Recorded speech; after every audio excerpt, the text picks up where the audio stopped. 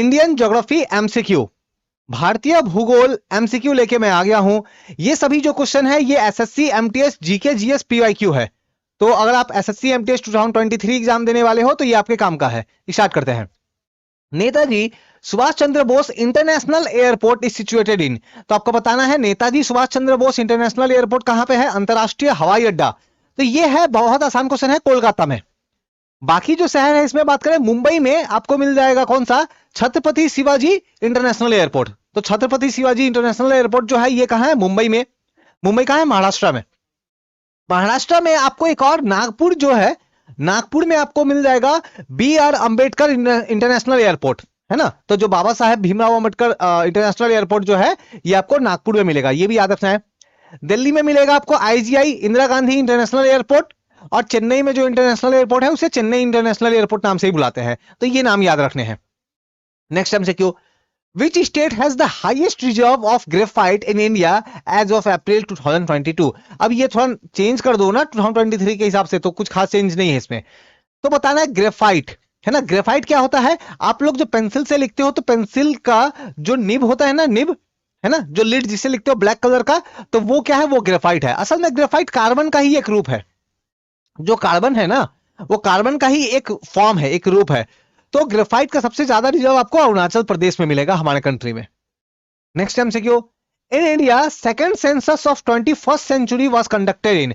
देखो 21st century की जब बात करें तो कब से स्टार्ट होती है, जैसे अभी 21st सेंचुरी चल रहा है, कब से स्टार्ट हो गई 21st सेंचुरी, जो 21वीं सदी जो है वो साल 2000 के बाद से स्टार्ट हो गई। तो साल 2000 के बाद से एक सेंसस हुआ था, जनगणना हुआ 2001 में, और फिर उसके बाद हुआ 2011 में। तो आपका पूछ रहा है सेकंड वाला, तो सेकंड वाला कब हुआ, 2011 में। ठीक है, तो हर 10 साल में होता है, याद रखना है। जनगणना सेंसस जो है हर 10 साल में होती है। नेक्स्ट होना था 2021 में, कोविड की वजह से नहीं हो पाया, कुछ आने वाले सालों में होगा ये। Next, which water body is present to south of India. तो इंडिया को अगर आप देखोगे ना, तो इंडिया को अगर आप देखोगे तो इंडिया के साउथ में, यहां पे तो इंडिया के देखो वेस्ट डायरेक्शन में, ये हमारा साउथ वाला पार्ट है। तो यहां आपको अरेबियन सी मिल जाएगा, है ना, अरब सागर मिल जाएगा। यहां आपको बे ऑफ बंगाल मिल जाएगा, बंगाल की खाड़ी मिल जाएगा। और साउथ में क्या है, इंडियन ओशन। क्या है, इंडियन ओशन, हिंद महासागर, है ना। तो इंडियन ओशन कहां मिलेगा, साउथ में। साइज के हिसाब से अगर हम लोग बात करें तो ये वर्ल्ड का तीसरा सबसे बड़ा क्या है, तीसरा सबसे बड़ा सागर है, ओशन है ना, महासागर है। एक नंबर पे कौन है, तो प्रशांत महासागर पैसिफिक है। 2 नंबर पे कौन है, तो अटलांटिक। अटलांटिक महासागर के बारे में एक और बात पूछा जाता है कि इसकी जो आकार जो है ना वो एस शेप की है। तो अटलांटिक महासागर का जो अगर आप आकार देखोगे वो कुछ एस शेप की तरह नजर आता है। आप पैसिफिक का अगर आप देखोगे ना तो कुछ आपको ट्रायंगल जैसा त्रिभुजाकार आपको कुछ नजर आएगा पैसिफिक का। 3 नंबर पे इंडियन ओशन आता है, ठीक है, तो यहां होगा Indian ocean. The aviation sector was inaugurated in India in the year dash with the establishment of Tata airline. हमारे कंट्री में सबसे पहला जो हवाई सेवा जो शुरू हुआ, ठीक है, आप देखोगे तो वो टाटा एयरलाइन के थ्रू हुआ था। कब, 1932 में, 1932 में। किन्होंने किया था, जे आर डी टाटा, नाम याद रखना है, जे आर डी टाटा, है ना, जे आर डी टाटा। तो 1932 में एयरलाइन स्टार्ट हुआ, और फिर बाद में इसी एयरलाइन को, टाटा एयरलाइन को क्या किया गया, इसका नाम बदल करके एयर इंडिया कर दिया गया। एयर इंडिया, टाटा एयरलाइन का ही नाम बदल के एयर इंडिया कर दिया गया। अब बाद में क्या किया, ये तो पहले तो प्राइवेट कंपनी थी, सरकार ने इसको अपने अंडर ले लिया। तो प्राइवेट कंपनी को सरकार अपने अंडर ले लिया, इसको क्या बोलते हैं, तो हम लोग क्या बोलेंगे कि सरकार ने बेसिकली इसको खरीद लिया, नेशनलाइजेशन कर लिया, प्रॉपर जो वर्ड होता है, ठीक है, नेशनलाइजेशन कर लिया। और नेशनलाइजेशन करने के बाद में ये बन गई सरकारी कंपनी, है ना, एयर इंडिया। और आज के डेट में फिर से गवर्नमेंट ने इसको बेच दिया है, और फिर से खरीद लिया है टाटा ने, ठीक है, जो अभी रतन टाटा जी जो है उन्होंने, उनकी कंपनी ने खरीद लिया है, तो अभी फिर से ये टाटा जो है ये बन चुकी है। Next, the core of great Himalaya is composed of.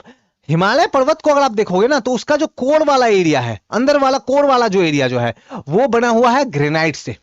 Granite क्या है, ये एक तरीके की आग्नेय चट्टान है, इग्नीशियस, है ना, इग्नीशियस रॉक है। इग्नीशियस रॉक आपको पता होगा, आग्नेय चट्टान पता होगा कि जब मोल्टेन मैग्मा जो लावा जो है वो जब ठंडा होता है, वो जब ठंडा होने से वो कूल डाउन जब होता है, उससे जो चट्टान बनती है उसी से इग्निशियस जो है रॉक बनती है, आग्नेय चट्टान बनती है। तो ग्रेनाइट उसका एक एग्जांपल है, ठीक है। तो हिमालय का कोर में आपको जो है ना वो आपको ग्रेनाइट मिलेगा, ठीक है। Next, as per the census 2011, देखो जब तक नया सेंसस नहीं होता, जिसका बहुत चांस है कि 2025 में भी हो, 2024 में भी, 23 में तो कम ही चांस है, 23 में तो नहीं ही होगा, 2024 में भी हुआ तो उसका लास्ट में या फिर 2025 में होगा। तो जब तक ये नहीं होता तब तक 2011 का सेंसस का डेटा याद रखना है एग्जाम के लिए। तो 2011 के सेंसस के हिसाब से, जनगणना के हिसाब से आपको बताना है कौन सा लैंग्वेज सबसे ज्यादा बोला जाता है, ये ऑर्डर आपको बताना है। तो सबसे पहले हिंदी हो जाएगा, है ना, सबसे ज्यादा हिंदी बोलते हैं। अगर सिर्फ हिंदी को बात करें तो 43% है। ऐसे लोग जिनकी मुख्य भाषा, प्राइमरी भाषा, प्राथमिक भाषा हिंदी है, वो ऐसे 43% है। अगर सेकेंडरी को भी मिला लिया जाए तब तो 57 हो जाता है हिंदी। उसके बाद आता है मराठी, अब फिर जाकर के मैथिली, यहां जो गिवन ऑप्शन है इसके हिसाब से। तो हमारा आंसर होगा ऑप्शन 4, हिंदी, फिर मराठी, फिर मैथिली। मैथिली आपको मिलेगा कहां पे? तो जो यूपी, बिहार और झारखंड के क्षेत्रों में आपको ये भाषा जो है वो देखने को मिलेगी। Next, in northern and north western part of India dash is the main food crop.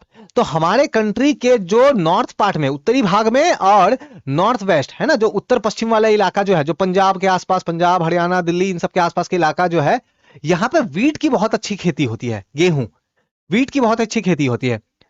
हमारे कंट्री में वीट का जो खेती जो है, कल्टीवेशन जो है, ये ग्रीन रेवोल्यूशन के बाद बहुत बढ़ गया।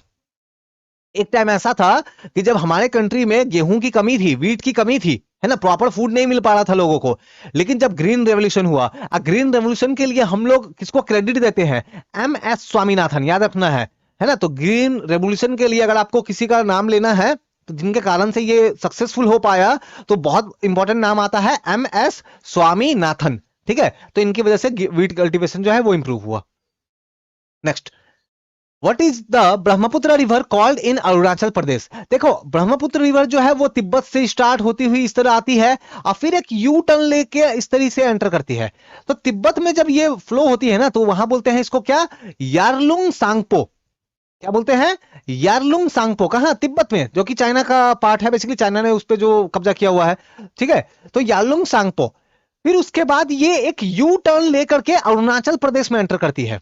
तो तिब्बत के बाद जो एंटर करती है वो अरुणाचल प्रदेश में, और जब ये अरुणाचल प्रदेश में एंटर करती है तो वहां बनाती है क्या? गॉर्ज।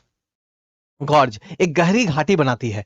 ठीक है, वहां पे नामचा बाड़वा पर्वत है, नामचा बाड़वा पर्वत के वहां से वो टर्न लेती है, यू टर्न लेती है, और फिर अरुणाचल प्रदेश में आती है। और फिर अरुणाचल प्रदेश में इसको ब्रह्मपुत्र नहीं बोलते हैं, है ना, अरुणाचल प्रदेश में इसको ब्रह्मपुत्र नहीं बोलते हैं। ठीक है, अरुणाचल प्रदेश में के बाद जब आसाम में एंटर करती है तो आसाम में इसको ब्रह्मपुत्र बोलते हैं।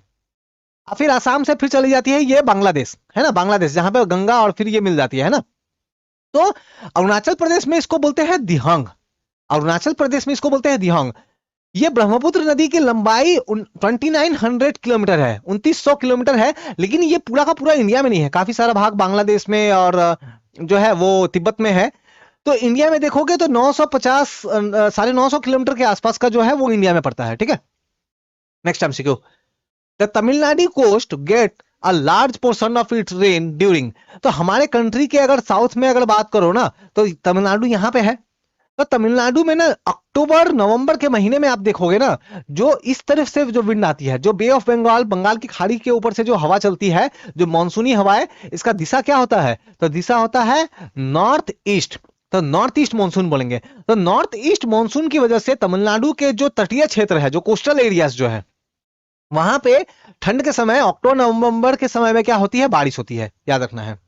देखो जो भी एक्स्ट्रा इन्फॉर्मेशन मैं बता रहा हूं, ये सभी आपके एसएससी एमटीएस 2023 या फिर SSC MTS 2024 GK GS prepare कर रहे हो तो वहां काम आएगा। Next, which of the following Indian river is also referred as Dakshin Ganga? तो दक्षिण गंगा हम लोग बुलाते हैं गोदावरी को, है ना। कितनी लंबाई? 1465 किलोमीटर, 1465 किलोमीटर की लंबाई है। नासिक के वहां से ये निकलती है, अब फ्लो होती हुई जाकर के बे ऑफ बंगाल, बंगाल की खाड़ी में मिल जाती है। इसके कुछ सहायक नदी के अगर नाम आप देखो, है ना, तो इस तरह से फ्लो होती चली जाएगी। सहायक नदी के नाम अगर आप देखो तो पेन गंगा है, फिर वर्धा है। तो पेन गंगा वर्धा मिलती है, फिर बाद में जाकर के वेन गंगा, है ना, प्राणहिता। इसके अलावा आप यहां पे देखोगे तो मंजीरा नदी है। ठीक है, तो ये सब कुछ ट्रिब्यूटरी है, सहायक नदी है, जो कि आपको याद रखना है गोदावरी नदी के बारे में। नेक्स्ट, अच्छा गोदावरी की बात करें ना, तो दक्षिण भारत की सबसे लंबी नदी है। According to their capacity road are classified into how many class in India? तो भारत में जो रोड जो है, जो सड़कें जो है, इनको कितने भागों में बांटा गया है? तो 6 भागों में। नेशनल हाईवे होता है, सुना होगा आपने, राष्ट्रीय राजमार्ग। फिर स्टेट हाईवे, है ना, फिर उसके बाद में आप देखोगे डिस्ट्रिक्ट रोड्स होते हैं, फिर बॉर्डर रोड होते हैं, ठीक है, जिसको बीआरओ मेंटेन करता है, फिर अदर रोड होते हैं, वो गांव वाले जो छोटे मोटे जो रोड्स होते हैं वो होते हैं। इसके अलावा जो है उसके बाद में क्या होता है, जो सुपर नेशनल हाईवे जो होते हैं ना, एक्सप्रेस वे वगैरह, जो चौड़ी चौड़ी सड़कें जो होती है, तो सुपर नेशनल हाईवेज वगैरह होते हैं, तो काउंट करो कितने होते हैं, 6 होते हैं, ठीक है, तो कितने होते हैं, 6। नेक्स्ट एमसीक्यू देख लेते हैं, which is the longest national highway in India. तो भारत में जो सबसे लंबा नेशनल हाईवे जो है, पहले NH7 था, याद रखना, है ना, लेकिन अब वो नहीं है, अभी नाम चेंज हो चुका है काफी सारा। तो सबसे लंबा जो है वो है NH44। कहां से कहां जाता है, तो ये आपका श्रीनगर, श्रीनगर जो कि जम्मू कश्मीर में है, वहां से लेकर के ये जाती है कहां पे, कन्याकुमारी, तमिलनाडु तक, है ना, तो तमिलनाडु कन्याकुमारी तक जाती है NH44। NH22 की बात करें तो ये बिहार और झारखंड में आपको मिलेगा, बिहार और झारखंड में आपको ये मिलेगा NH22। NH7 की बात करें तो पंजाब में जो फजलिका जो है ना, NH7 की बात करें तो पंजाब में जो फजलिका नाम का जो जगह है उसको जोड़ता है उत्तराखंड में जो माना पास है ना, माना पास, नीति पास, तो जो माना पास है ना उसको जोड़ता है NH7। और NH102 की बात करें तो ये तो नॉर्थ ईस्ट में आपको, मणिपुर में आपको जो है ये मिलेगा, ठीक है। Next, as of April 2022 which neighbouring country of India share international boundary with Ladakh. तो अगर इसको अप्रैल 2022 करके अगर इसको आप मार्च 2023 कर दो ना, आंसर में कोई चेंज नहीं, यही है। तो लद्दाख अगर आप देखोगे, मैं एक रफ डायग्राम बना रहा हूं लद्दाख का, उतना अच्छा तो डायग्राम नहीं होगा, लाइक ऐसा कुछ है ना हमारा जम्मू कश्मीर, ऐसा कुछ है। तो इस ये एरिया तो जम्मू कश्मीर है, और ये वाला एरिया जो है हमारा लद्दाख है ना, लद्दाख है। तो लद्दाख की बाउंड्री अगर आप देखोगे तो पाकिस्तान के साथ भी लगती है और चाइना के साथ भी लगती है, ठीक है। तो ऑप्शन में कौन सा है, देखो म्यांमार, भूटान, नेपाल काट दो, Pakistan. Next MCQ, the first railway line was from dash to dash in India. अब ये जो क्वेश्चन है, ये क्वेश्चन मैं लगातार हर एक एग्जाम में, कोई ऐसा कॉम्पिटेटिव एग्जाम नहीं मिला है मुझे जहां पे ये सवाल ना पूछा गया हो, है ना, जहां पे जनरल नॉलेज पूछे जाते हो। तो स्टैटिक जीके में ये क्वेश्चन पूछा ही जाता है। तो ये मुंबई है ना, मुंबई से कहां पे, थाने, मुंबई से थाने जो है 1853 में, 1853 में जो है ये ट्रेन जो है वो चला था, पहला रेलवे जो 34 किलोमीटर का जर्नी था। और ये ट्रेन में जो 400 पैसेंजर बैठे हुए थे ना, पैसेंजर ट्रेन था, तो 400 पैसेंजर बैठे हुए थे। और इस ट्रेन को टोटल 3 इंजन जो है, ट्रेन के बोगी के सामने इंजन लगा होता है ना जो उसको खींचता है, पुल करता है, तो 3 इंजन जो है उसे खींच रहे थे।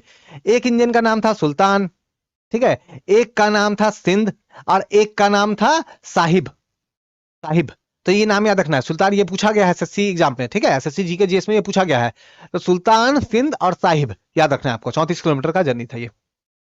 Next, for the purpose of census 2011 a person aged dash and above who can both read and write understanding in any language was treated as literate।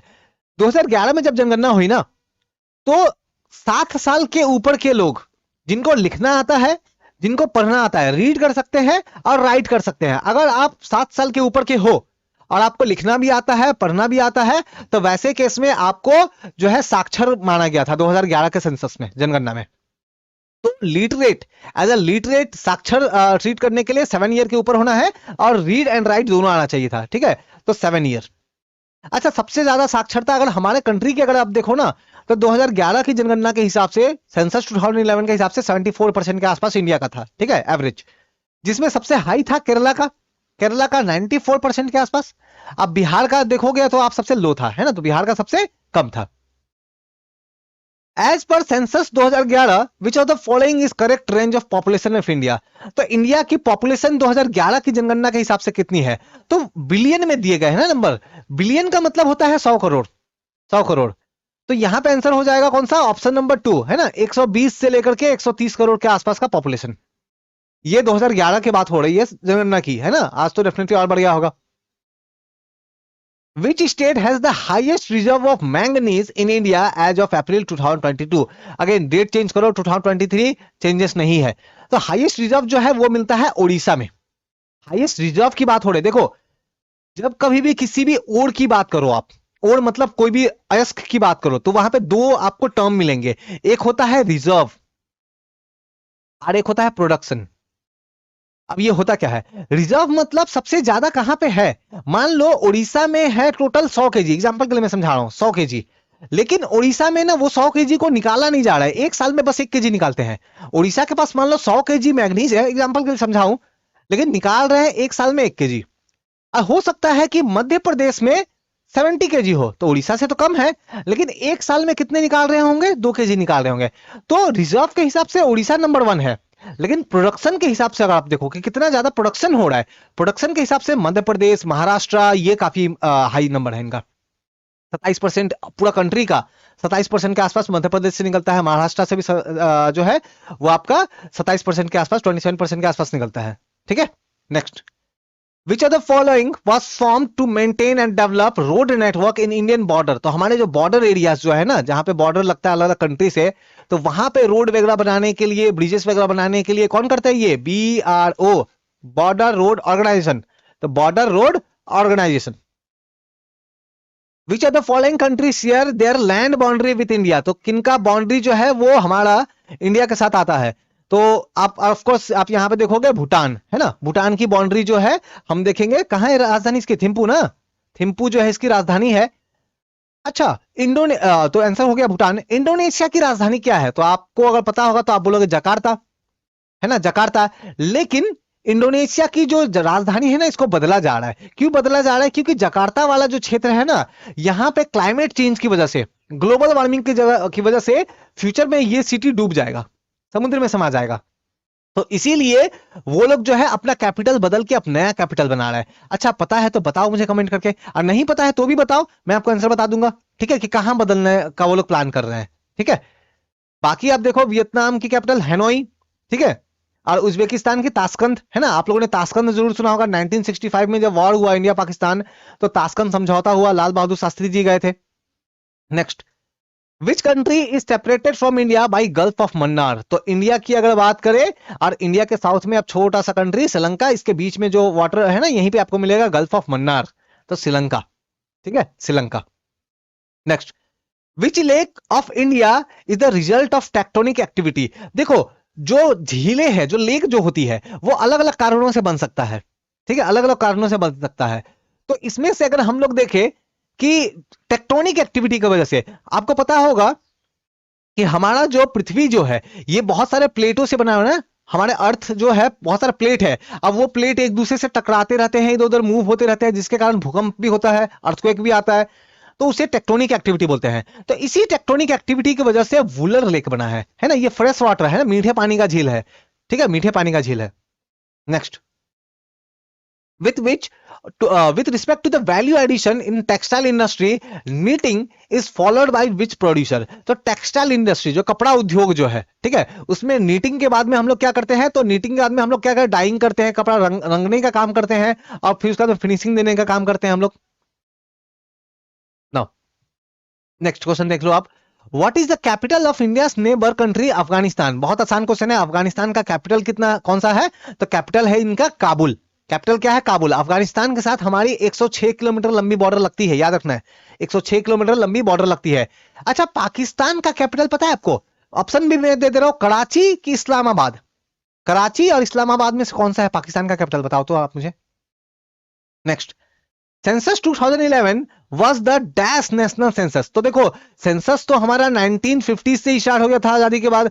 तो अभी जो 2011 वाला सेंसस जो हुआ था ना, वो कितना नंबर वाला था? तो वो था 15 नंबर वाला सेंसस, 15 सेंसस था। ठीक है, नेक्स्ट देखो, northern plain of India is formed of which soil? हम लोग देखेंगे कि देखो, हिमालय में से काफी सारी नदियां निकलती है। गंगा की बात करें तो गंगा प्लस बहुत सारी सहायक नदी है ना गंगा की, यमुना है, कोसी है। फिर इंडस नदी की बात करोगे, सिंधु की बात करोगे तो झेलम, चेनाब, रावी, ब्यास, उसके बाद ब्रह्मपुत्र नदी है।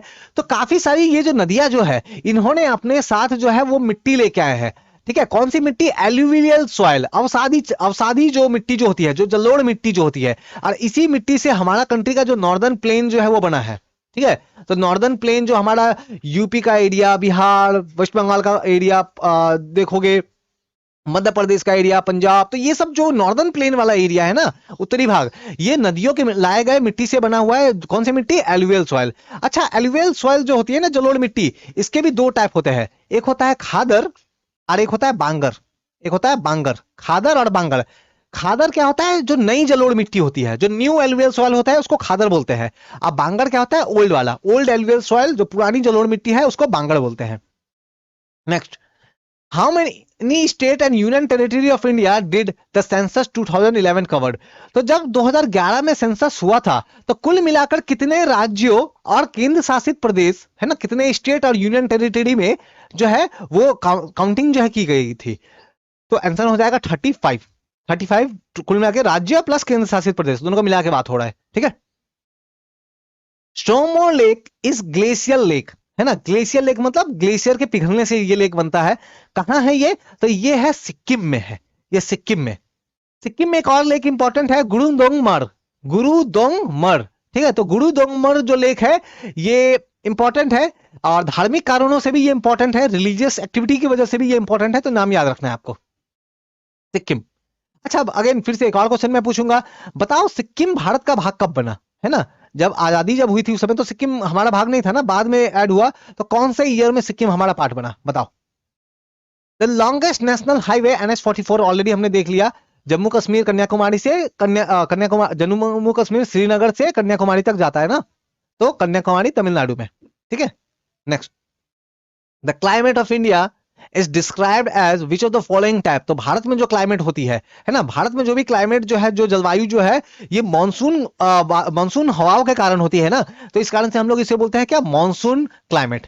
हमारे यहाँ पे जब बारिश होती है, जब बारिश का सीजन होता है ना, मानसून सीजन होता है, तो हमारे कंट्री में यहां से इस तरह से हवाएं आती है, मानसून हवाएं, और इसको क्या बोलते हैं, कौन सा, साउथ वेस्ट। तो साउथ वेस्ट मानसून। और ठंड के समय में इस डायरेक्शन से हवा आती है, ठीक है, तो इसे बोलते हैं नॉर्थ ईस्ट मानसून। तो ठंड के समय में नॉर्थ ईस्ट मानसून चलती है, और जो बारिश का समय जो होता है उस समय आपका साउथ वेस्ट मानसून चलता है। Over which state in India does the Mahanadi basin not extend? तो महानदी नदी की अगर बात करें तो छत्तीसगढ़ से स्टार्ट होती हुई इस तरीके से आकर के उड़ीसा से होती हुई ये बंगाल की खाड़ी में, बे ऑफ बंगाल में जाकर के मिल जाती है, ठीक है। और इसके काफी सारे सहायक नदी है, हसदेव है, सेवनाथ है, मांड, इब, फिर जोंक, तेल, ओंग, ये सब मैं जो नाम बता रहा हूँ ना, नाम याद रखो। तो महानदी का ये ट्रिब्यूटरी है, सहायक नदी है। तो छत्तीसगढ़ से तो स्टार्ट होता है, छत्तीसगढ़ होगा ही, उड़ीसा भी होगा ही, है ना, तो उड़ीसा तो होगा, छत्तीसगढ़ होगा, झारखंड भी बगल में है तो वो भी आ जाता है। यूपी आंसर नहीं होगा इस पे, ठीक है, यूपी नहीं होगा। Next, which of the following is the rabi crop? तो रबी क्रॉप जो है इसमें से कौन सा है? देखो रबी, एक तो होता है रबी क्रॉप और एक होता है खरीफ क्रॉप। रबी क्रॉप जो है ना, इसको अक्टूबर के आसपास में लगाते हैं, ठीक है, और फिर अप्रैल मई, अप्रैल के आसपास में इसको काट लेते हैं, मतलब कि ठंड के समय में ये होती है, विंटर के टाइम। खरीफ क्रॉप की बात करें तो ये होती है बारिश के समय, है ना, तो बारिश के समय में मई जून में इसको लगाएंगे, है ना, जून में इसको लगाएंगे और अक्टूबर के आसपास इसको काट लेंगे, ठीक है। और ये खरीफ क्रॉप जो होता है ना, खरीफ फसल जो होती है, इससे पहले जो थोड़ा सा 2-3 महीने का गैप होता है इन दोनों के बीच में, उस समय जो फसल लगाते हैं उसको बोलते हैं जायद। क्या बोलते हैं? जायद। तो रवि क्रॉप इसमें का कौन एग्जाम्पल है? तो याद रखना है ग्राम, ठीक है, जो चना जो होता है वो रवि क्रॉप का एग्जाम्पल है। Dash is broadly divided into western Ghat and eastern Ghat. तो हमारे कंट्री का साउथ में अगर बात करें ना, तो यहां पे आपको मिलेगा वेस्टर्न घाट, यहाँ पे आपको क्या है, अरेबियन ओशन है, अरेबियन सी है ना, अरब सागर है, और यहाँ बे ऑफ बंगाल है, बंगाल की खाड़ी है। तो यहाँ मिलेगा वेस्टर्न घाट और यहाँ मिलेगा आपको ईस्टर्न घाट। क्या मिलेगा? ईस्टर्न घाट मिलेगा यहाँ पे। देखो वेस्टर्न घाट कंटिन्यूअस है, वेस्टर्न घाट एकदम लगातार है, लेकिन ईस्टर्न घाट ना टूटा फूटा हुआ है। क्यों? क्योंकि यहाँ से काफी सारी नदियां बहती है ना, इस कारण से। तो ये जो वेस्टर्न घाट और ईस्टर्न घाट जो है, ये एक तरह से बाउंड्री बना रहा है ना, किसका बाउंड्री बना रहा है? जो दक्कन प्लेट्यू, बीच में यहाँ पे दक्कन प्लेट्यू त्रिभुजाकार शेप में है, ट्रायंगल शेप में है। देखो कोई भी डाउट क्वारी हो ना तो बिल्कुल आप मुझे कमेंट करके बताना, है ना। नेक्स्ट देख लेते हैं, डिस्क्रिप्शन में लिंक है, फेसबुक, टेलीग्राम, इंस्टाग्राम सबका लिंक है, आप ज्वाइन करके बात कर सकते हो मुझसे, कोई भी डाउट हो तो। विच of the following is the neighbouring country of India? तो यहां से नेबर कंट्री कौन सी है इंडिया की? तो ऑफकोर्स देख के लग रहा है कि नेबरिंग कंट्री। अब नेबर में देखो यहाँ पे कौन है? ऑस्ट्रेलिया काफी दूर है, रसिया काफी दूर है, ईरान दूर है, मालदीव, है ना, मालदीव हमारा जो है वो पड़ोसी कंट्री है, ठीक है। अब मालदीव की कैपिटल माले, रसिया की कैपिटल मॉस्को, है ना, मॉस्को है रसिया की कैपिटल। ईरान की कैपिटल तेहरान, ईरान की कैपिटल क्या है? तेहरान। ऑस्ट्रेलिया की कैपिटल, ऑस्ट्रेलिया की कैपिटल याद रखना सिडनी नहीं है, बहुत लोगों को लगता है सिडनी है, सिडनी नहीं है, कैनबरा। ऑस्ट्रेलिया की कैपिटल क्या है? राजधानी क्या है? कैनबरा है। Next, through which of the following state does the Brahmaputra river enter? तो थोड़ा देर पहले हमने देखा था ना, ब्रह्मपुत्र रिवर इस तरह से होकर तिब्बत से होकर के अरुणाचल प्रदेश में एंटर करती है, फिर असम में, फिर जाती है कहां? बांग्लादेश में। तो कहां से एंटर करती है? अरुणाचल प्रदेश में। और फिर असम और फिर उसके बाद बांग्लादेश। अब बांग्लादेश के बाद में गंगा नदी के साथ मिलकर के ये सुंदरवन का डेल्टा है ना, विश्व का सबसे बड़ा डेल्टा सुंदरवन डेल्टा जो है ये बनाती है। तो हमने क्या करा, तो हमने इंडियन ज्योग्राफी एमसीक्यू जो कि एसएससी एमटीएस एग्जाम में पूछे गए हैं, जो कि एसएससी एमटीएस कौन सा वाला एसएससी एमटीएस, बहुत पहले का नहीं, अभी जैसे एसएससी एमटीएस 2023 में हो रहा है ना, तो इससे पहले 2022 में एसएससी एमटीएस 2022 वाली ईयर में जो हुई है ना, तो इसी के ये सभी क्वेश्चंस है। और एसएससी में क्वेश्चंस रिपीट होते हैं, इसलिए आपको ये सभी क्वेश्चंस जो है वो याद करके जाने हैं। आपको एसएससी 2023 में जब एग्जाम देने जाओगे ना, तो वहां GK GS general awareness section में आपको काफी सारे इंडियन ज्योग्राफी के एमसीक्यू कॉमन मिल जाएंगे। तो यहीं तक करते हैं, कोई डाउट हो तो बताओ मुझे कमेंट करके। Thank you.